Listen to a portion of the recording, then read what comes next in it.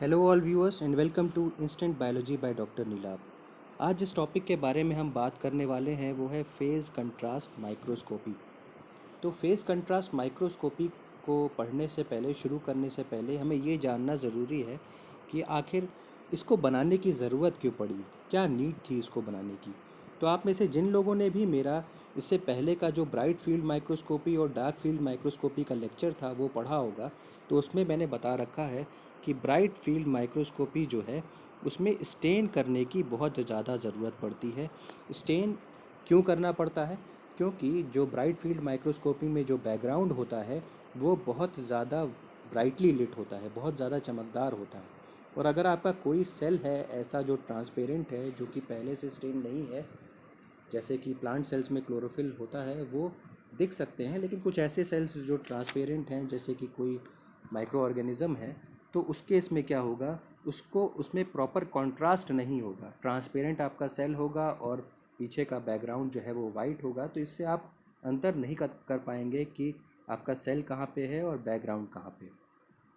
तो इसी प्रॉब्लम को काउंटर करने के लिए जो स्टेनिंग वाली प्रॉब्लम है कि हम लाइव सेल्स को नहीं देख पा रहे हैं। स्टेन करने से क्या होगा कि जो टॉक्सिसिटी है स्टेन की, उसकी वजह से सेल की डेथ हो जाएगी, तो हम लाइव सेल नहीं देख सकते।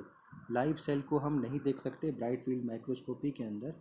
तो इसी प्रॉब्लम को काउंटर करने के लिए ज़रूरत पड़ी एक ऐसे माइक्रोस्कोप की जिसके अंदर हम जिसमें बहुत अच्छा हमको कंट्रास्ट नज़र आए और जिसमें हमारा इमेज जो है वो हमें प्रॉपरली डिफरेंशिएट हो सके बैकग्राउंड से।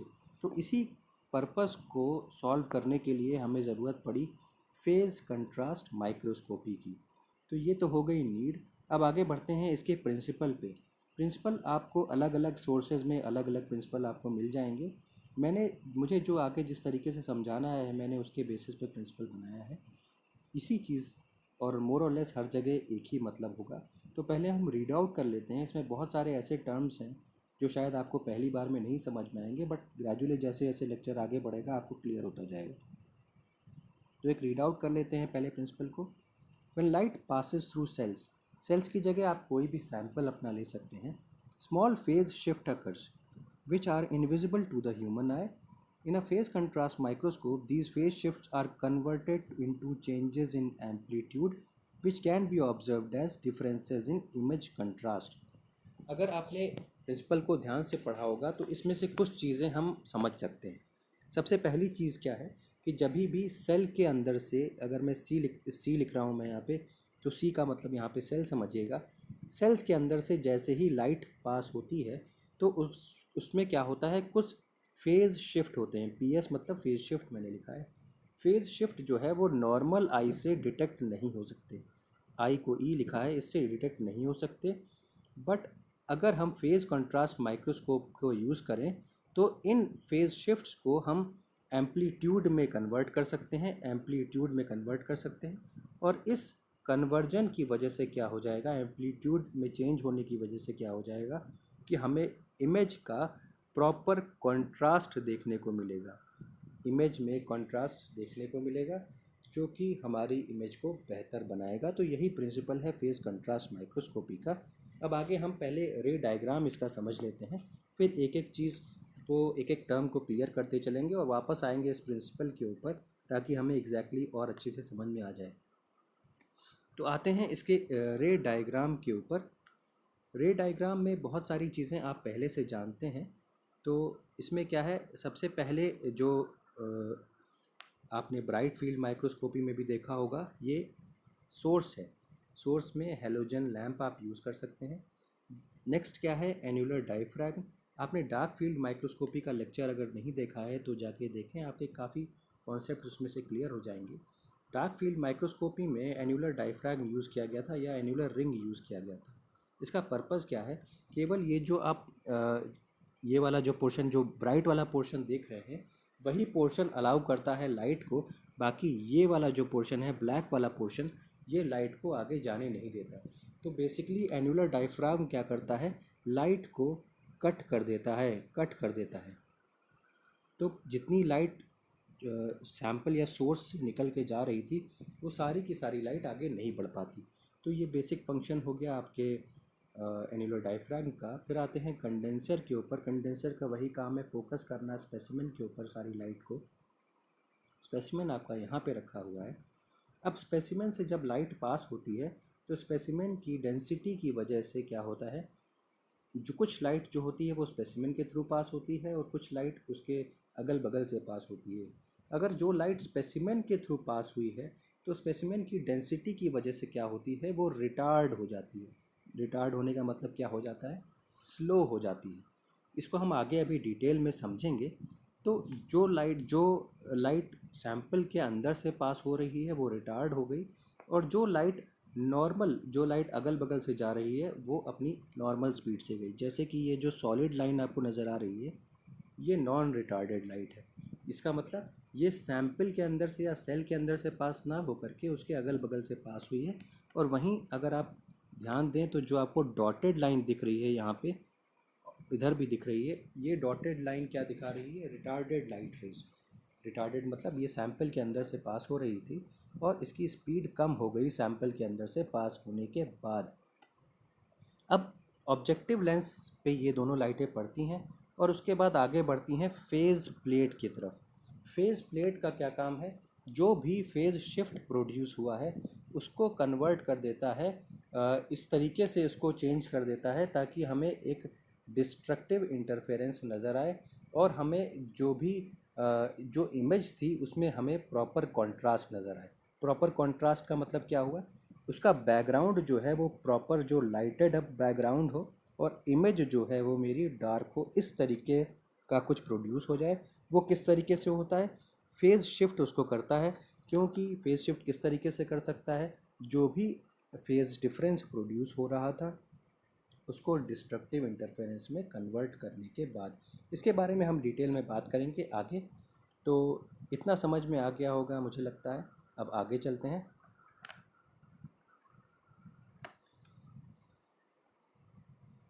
अब इस फिगर में अगर आप ध्यान दें तो मैंने ये बताया है फेज़ शिफ्ट क्या होता है। फेज़ शिफ्ट समझना है तो देखिए, अब ये वाला जो पहला वाला जो फिगर है इसमें क्या है, ये वो लाइट दिखा रहा है जो अनअफेक्टेड वेव है। अनअफेक्टेड वेव मतलब ये सेल के अंदर से पास नहीं हो रही है या उस सैंपल के अंदर से पास नहीं हो रही। बट अगर इस वाले की बात करें तो क्या हो रहा है, ये सेल के अंदर से पास हो रही है। ठीक है, अब सेल के अंदर से पास होने की वजह से, जैसे मान लीजिए सपोज करिए ये वाला सेल है, अगर इसके अंदर से पास होने की वजह से क्या हो रहा है, यहाँ पे देखिए आकर के, इस पूरे पोर्शन में देखिए आकर के ये क्या हो रहा है। जो पहले स्पीड थी, नॉर्मल स्पीड क्या थी, नॉर्मल जो वेवलेंथ क्या थी, वेवलेंथ हम किसे बोल रहे हैं, ये जो दो पीक्स दिख रहे हैं इनके बीच की डिफरेंस को, हम इनके बीच का डिस्टेंस जो है इसको वेवलेंथ बोल रहे हैं। अब आप देखिए, क्या इसकी वेवलेंथ और क्या इसकी वेवलेंथ सेम है क्या, नहीं है। क्योंकि आप देख रहे होंगे कि इस जो सैंपल के अंदर से पास होने की वजह से क्या हो रहा है, ये जो वेव थी वो बहुत नज़दीक नज़दीक आ गई है। वेवलेंथ कम हो गई है किसकी, इस वाले की। ये वाला क्या है, जो सेल के अंदर से पास हो रहा है, और जो सेल के अंदर से नहीं पास हो रहा वो क्या हो रहा है, उसकी जो वेवलेंथ थी वो पहले जैसी ही है। अगर अब आप ध्यान दें तो जब पास नहीं हो रही थी तो क्या हो रहा था, लगभग लगभग दोनों का जो पीक था वो एक ही लाइन में पड़ रहा है। लेकिन जैसे ही ये सेल के अंदर से पास हो रही है तो इनके बीच में एक डिफरेंस आ जा रहा है। डिफरेंस कितने का आ रहा है, λ/4 का। लैम्डा वेवलेंथ है, λ/4 का डिफरेंस आ जा रहा है। λ/4 कैसे क्यों कह रहे हैं, अब ये भी समझ लेते हैं। अगर इस पूरे जो आपने अ, ये जो आप देख सकते होंगे, ये वाला जो डिफरेंस है वो वो λ/4 दिखा रहा है। ये पूरी जो डिस्टेंस है ये लैम्डा होती है। लैम्डा का हाफ कर दीजिए आप, लैम्डा का हाफ करने पे ये वाली पोजीशन नज़र आएगी, सॉरी ये वाली पोजीशन नज़र आएगी। लैम्डा का हाफ करने के बाद आपको ये वाली पोजीशन, लैम्डा का हाफ जब आप करेंगे तो आपको ये वाली पोजीशन नज़र आएगी। ये वाली जो डॉटेड लाइन आपको दिख रही है ये वाली नज़र आएगी, और उसका भी जब आप हाफ कर देंगे तो आपको ये वाली लाइन नज़र आएगी। तो λ/4 का फेज़ डिफरेंस यहाँ पे हमको देखने को मिल रहा है वेलोसिटी डिक्रीज़ होने की वजह से। वेलोसिटी क्यों डिक्रीज़ हो रही है, क्योंकि लाइट पास हो रही है सैंपल के अंदर से।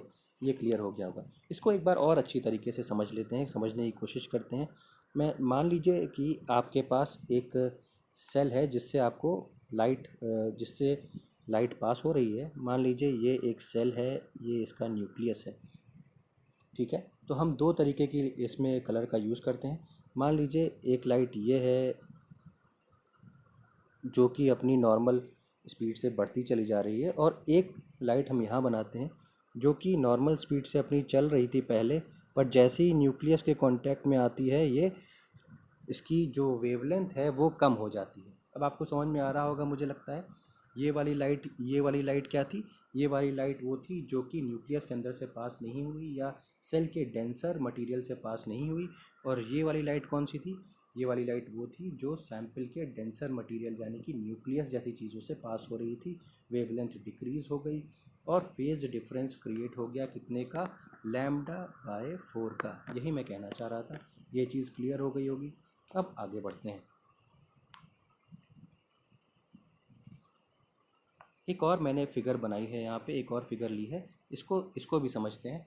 अब क्या हो रहा है कि ये जो दोनों रेज़ हैं, ये एक तो ये वाली हो गई जो कि जिसमें आपका फेज डिफरेंस जो है वो क्रिएट हो जा रहा है λ/4 का, यानी कि ये वाली जो है ये सैंपल के अंदर से या सेल के अंदर से पास हो रही है। और ये वाली क्या है? अनएफेक्टेड है। अनएफेक्टेड का मतलब ये सेल के अंदर से पास नहीं हो रही। अब आगे चलने के बाद क्या होगा? आगे जाके जब ये फेस प्लेट के पास पहुंचेंगे, फेस प्लेट पे पहुंचेंगे तो क्या होगा? एक डिस्ट्रक्टिव इंटरफेरेंस कॉज होगा। क्या होगा? डिस्ट्रक्टिव इंटरफेरेंस कॉज होगा। आप लोगों ने फिजिक्स में पढ़ा होगा कि डिस्ट्रक्टिव इंटरफेरेंस क्या होता है। पहले शुरुआत में क्या हो रहा था कि इन दोनों का, इन ये वाली लाइट और ये वाली लाइट का दोनों पीक, एक पीक ये एक पीक ये, दोनों एक बराबर आ रहे थे। बट क्योंकि ये सेल के अंदर से पास हो गई ये वाली लाइट, अब क्या हो रहा है? इसके इसका जो पीक है, ये वाला पीक अगर आप समझने की कोशिश करें, ये वाला पीक जो है वो इस वाले पीक से मैच कर रहा है क्या? नहीं कर रहा। ये वाला पीक जो है इस पीक से मैच नहीं कर रहा। तो अब क्या हो रहा है? जो एम्पलीट्यूड था, एम्पलीट्यूड में चेंज आ गया है। डिस्ट्रक्टिव इंटरफेरेंस क्रिएट हुआ। डिस्ट्रक्टिव मतलब देखिए, अब यहाँ पे ये कंबाइंड वेव है। ये वाली ये वाली जो ये वाली फर्स्ट वेव अगर इसको मान लें और ये वाली सेकंड वेव इसको मान लें, तो ये जो है ये कंबाइंड है। ये कंबाइंड वेव है। कंबाइंड वेव में आप क्या देख रहे हैं? ये एम्पलीट्यूड पे नज़र देखिए। इसका एम्पलीट्यूड देखिए, इसका एम्पलीट्यूड देखिए और इसका एम्पलीट्यूड देखिए। एम्पलीट्यूड क्या हो गया? कम हो गया। यही दिखा रहा है कि एक डिस्ट्रक्टिव इंटरफेरेंस क्रिएट हो रहा है जिसकी वजह से एम्पलीट्यूड जो पहले था अब वो एम्पलीट्यूड नहीं नज़र आ रहा। यही कॉन्सेप्ट है डिस्ट्रक्टिव इंटरफेरेंस का। इसी का यूज़ करके आगे इमेज बनती है। चलिए आगे बढ़ते हैं।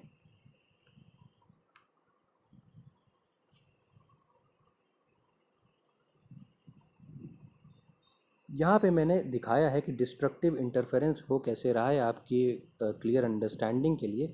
देखिए, अब यहाँ पे इसका पीक देखिए और इसका पीक नीचे की तरफ जा रहा है।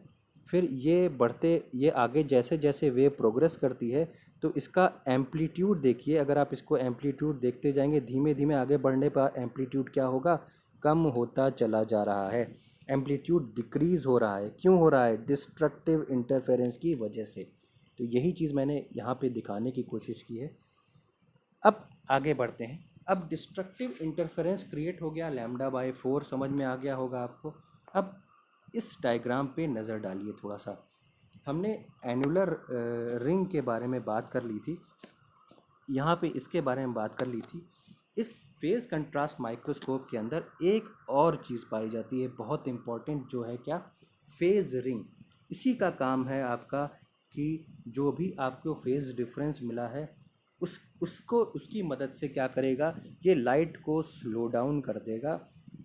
स्लो डाउन इस तरीके से करेगा कि आगे जा कर के जब आईपीस से पास होती है लाइट, तो एक बैकग्राउंड जो है वो आपका ब्राइटली लिट नज़र आए और आपका जो सैंपल है वो डार्क नज़र आए। तो कंट्रास्ट की वजह से आपको क्लियर इमेज नज़र आएगी। अगर फेज़ रिंग को हम आसानी से समझने की कोशिश करें तो इस तरीके से कुछ समझ लेते हैं। एक इस तरीके की लाइन हम समझ लें और यहाँ पे समझ लेते हैं अपने सैंपल को। ठीक है, सैंपल को समझ लेते हैं। तो अब क्या होगा कि जब लाइट इसके पीछे से आ रही है, लाइट पड़ती है जब सैंपल पे, तो कुछ लाइट जो है वो सैंपल के दाएं बाएं से पड़ने के बाद निकल जाती है इसके अंदर से, इस तरीके से। ठीक है, तो ये तो लाइट हो गई, कौन सी लाइट हो गई? अनरिफ्लेक्टेड लाइट हो गई या अनरिटार्डेड लाइट हो गई। क्यों अनरिटार्डेड लाइट हो गई? क्योंकि ये सैंपल के अंदर से नहीं पास होके आ रही, उसके अगल बगल से आ रही है। अब कुछ लाइट ऐसी होगी जो सीधे सैंपल के ऊपर ही पड़ रही होगी। तो अब क्या है, सैंपल इसको क्या करेगा? रिफ्लेक्ट कर देगा, डिफ्रैक्ट कर देगा और रिटार्ड कर देगा साथ ही साथ। रिफ्रैक्ट करने के साथ ही साथ क्या होगा? रिटार्ड भी कर देगा।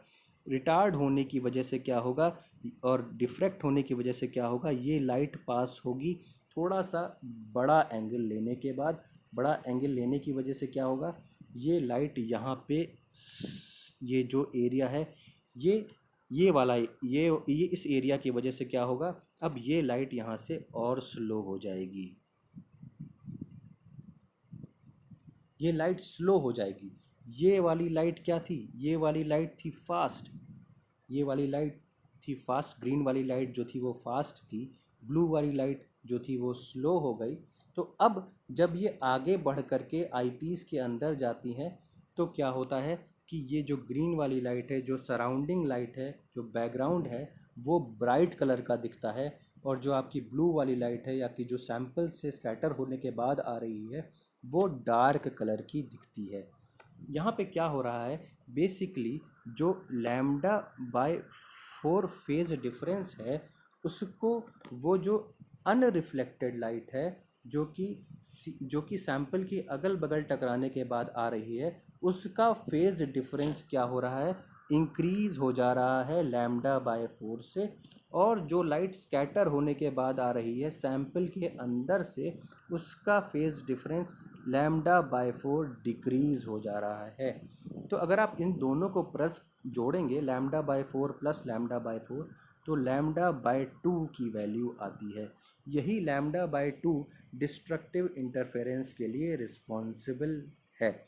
और इसी वजह से हमें जो बैकग्राउंड है वो ब्लैक कलर का दिखता है, थोड़ा सा डार्क कलर का दिखता है। जैसे कि डार्क फील्ड की तरह डार्क नहीं दिखता, बट हाँ डार्क दिखता है। और आपकी जो इमेज है वो हल्की सी ब्राइट, जो आपकी इमेज है वो हल्की सी डार्क देखने को मिलती है। ये चीज़ समझ में आ गई होगी मुझे लगता है। तो यहाँ पे मैंने हर एक इसके जो भी कंपोनेंट हैं उसका फंक्शन आपको समझाया और ये बताया कि किस तरीके से फेज़ डिफरेंस क्रिएट हो रहा है यहाँ पे। अब आगे चलते हैं और देखते हैं कि इसके एप्लीकेशंस क्या क्या हैं। इसका सबसे इम्पॉर्टेंट एप्लीकेशन है सेल प्रोलिफरेशन को, सेल मल्टीप्लिकेशन को देखने में हेल्प करता है। ट्रांसपेरेंट स्पेसिमेन इससे देखे जा सकते हैं, ऑर्गेनील्स को भी इससे देखा जा सकता है। एक इसकी डिसएडवांटेज भी है कि रिजोल्यूशन जो है वो इसका काफ़ी कम हो जाता है, क्योंकि इसमें जो हम फेज़ कंट्रास्ट ले रहे हैं उसकी वजह से, और थिक स्पेसिमेन के लिए ये ज़्यादा यूज़फुल नहीं है। एक बार हम वापस चलते हैं अपने प्रिंसिपल की तरफ और देखते हैं कि हम अब समझ पा रहे हैं कि नहीं प्रिंसिपल को समझते हैं। व्हेन हमने यहाँ पे प्रिंसिपल के साथ लिखा था कि when light passes through cells small phase shift occurs. Small phase shift क्या हो रहा था? अभी मैंने इससे पहले समझाया आपको फेज शिफ्ट किस चीज़ को कह रहे थे, कि वेलोसिटी जहाँ पे डिक्रीज़ हो जा रही थी, वेलोसिटी कम हो जा रही थी, उसी को हम लोग फेज शिफ्ट बोल रहे थे। लैम्डा बाय 4 का कॉन्सेप्ट आपको दिया था। ये इनविजिबल है ह्यूमन आई को। लैम्डा बाय 4 का जो फेज शिफ्ट हो रहा था वो ह्यूमन आई नहीं देख सकती। लेकिन क्या है, फेज़ कंट्रास्ट माइक्रोस्कोप जब हम यूज़ करते हैं तो इन फेज़ शिफ्ट्स को हम लोग किस में कन्वर्ट कर देते हैं? एम्पलीट्यूड के ऊपर कन्वर्ट कर देते हैं। एम्पलीट्यूड जो होता है वो कम हो जाता है या बढ़ जाता है?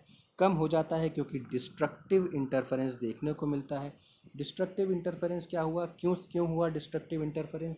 क्योंकि एक लाइट जो थी वो रिटार्ड हो गई थी, या वो अनडिफ्रेक्टेड थी, सैंपल के अंदर से पास नहीं हो रही थी, तो उसका फेज़ डिफरेंस क्या हुआ, उसका फेज़ डिफरेंस जो होता है वो λ/4 इंक्रीज़ हो गया था। दूसरे वाले का फोर्स जो कि रिटार्ड होके आ रही थी और जो कि डिफ्रैक्ट होके आ रही थी, उसका फेज़ डिफरेंस क्या हो रहा था, λ/4 डिक्रीज़ हो रहा था। टोटल फेज़ चेंज कितना हो गया था, λ/2। अब λ/2 फेज़ चेंज का मतलब क्या हुआ, डिस्ट्रक्टिव इंटरफेरेंस। डिस्ट्रक्टिव इंटरफेरेंस से मतलब क्या हुआ कि आपका जो भी बैकग्राउंड है वो तो चमकेगा, चमकता हुआ नज़र आएगा, मतलब चमकता हुआ से मतलब थोड़ा सा ब्राइट नज़र आएगा, और जो इमेज है वो डार्क नज़र आएगी। तो ये बेसिक कॉन्सेप्ट हो गया ब्राइट फेस कंट्रास्ट माइक्रोस्कोप का। इसके एप्लीकेशंस भी आपने देख लिए। अगर आपको ये मेरा लेक्चर पसंद आया हो तो प्लीज़ लाइक करिए और मेरे चैनल को सब्सक्राइब करिए। Thank you so much.